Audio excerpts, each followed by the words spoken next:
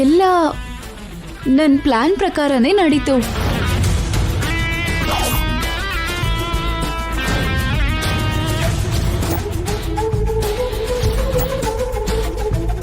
ಯಾಕಮ್ಮ ಅವ್ರೆ?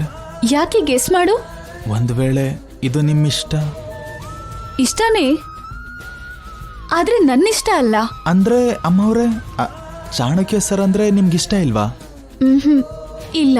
ಮತ್ತೆ ಯಾರಿಗೋಸ್ಕರ ನೀವು ಆ ಮನೆಗೆ ಬರ್ತಾ ಇದ್ದೀರಾ? ಶಶಿಗೋಸ್ಕರ. ಆದ್ರೆ ಚಾಣಕ್ಯ ಅವರು ಅಂದ್ರೆ ನನಗಿಷ್ಟ ಇಲ್ಲ. ಆದ್ರೆ ಶಶಿನ ಒಬ್ರು ಇಷ್ಟಪಡ್ತಾ ಇದ್ದಾರೆ. ಯಾರು ಅಮ್ಮ ಅವ್ರೆ? ಅಣ್ಣ.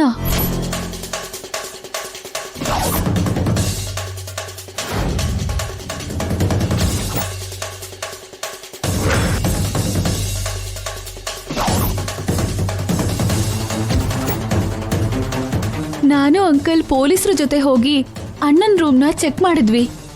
ಅಲ್ಲಿ ಅಪ್ಪ ಅಮ್ಮನ ಫೋಟೋ, ನನ್ನ ಫೋಟೋ ಜೊತೆಗೆ ನನಗೆ ಇನ್ನೊಂದು ಫೋಟೋ ಕೂಡ ಸಿಕ್ತು. ಅದು ಶಶಿದು.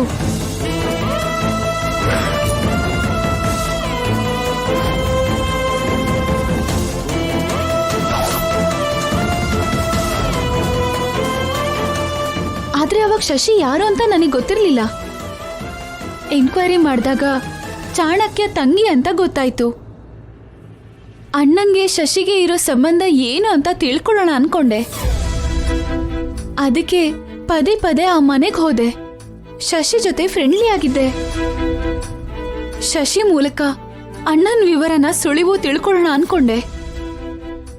ಆದ್ರೆ ಅಣ್ಣನ ಬಗ್ಗೆ ಶಶಿ ಯಾವುದೇ ಇನ್ಫಾರ್ಮೇಶನ್ ಹೇಳಲಿಲ್ಲ. ಆ ಕಾರಣದಿಂದ ಶಶಿಗೆ ಅಣ್ಣನ ಬಗ್ಗೆ ಗೊತ್ತಿಲ್ವೇನೋ ಅನ್ಕೊಂಡೆ. ಆದ್ರೆ ಅಣ್ಣನ ರೂಮಲ್ಲಿ ಶಶಿ ಫೋಟೋ ಯಾಕಿತ್ತೋ ಅರ್ಥ ಆಗ್ಲಿಲ್ಲ.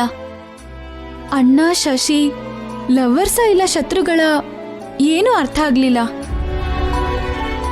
ಈ ಟೈಮಲ್ಲೇ ಶಶಿ ನನ್ನ 2-3 ಸಲ ಅದ್ಕೆ ಅಂತ ಕರೆದ್ಲು. ಆವಾಗ ಡೌಟ್ ಬಂತು. ಶಶಿಗೆ ಅಣ್ಣಂಗೆ ಎಲ್ಲೋ ಏನೋ ರಿಲೇಷನ್ ಇದೆ ಅಂತ. ಶಶಿನ ಹಿಡ್ಕೊಂಡ್ರೆ ಅಣ್ಣ ಸಿಕ್ತಾನೆ ಅಂತ. ಆದ್ರೆ ಅಮ್ಮವ್ರೆ, ಶಶಿ ಮೇಡಮ್ ನಿಮ್ಮನ್ನ ಅದ್ಕೆ ಅಂದಿದ್ದು ಅವ್ರ ಅಣ್ಣನ್ಗೋಸ್ಕರ. ಅರ್ಥ ಆಗಿದೆ ಕೇಶವ. ಶಶಿ ನನ್ನ ಅದ್ಕೆ ಅಂತ ಕರೆದಿದ್ದು ಅವಳ ಅಣ್ಣಂಗೋಸ್ಕರನಾ ಇಲ್ಲ ನಮ್ಮಣ್ಣಂಗೋಸ್ಕರನ ಅಂತ ನಾವು ಕಂಡು ಹಿಡಿಬೇಕು. ಇದೊಂದು ಕ್ಯಾನ್ಸರ್ ಕಂಡು ಹಿಡಿದ್ರೆ ನಮಗೆ ಅಣ್ಣ ಸಿಕ್ತಾನೆ.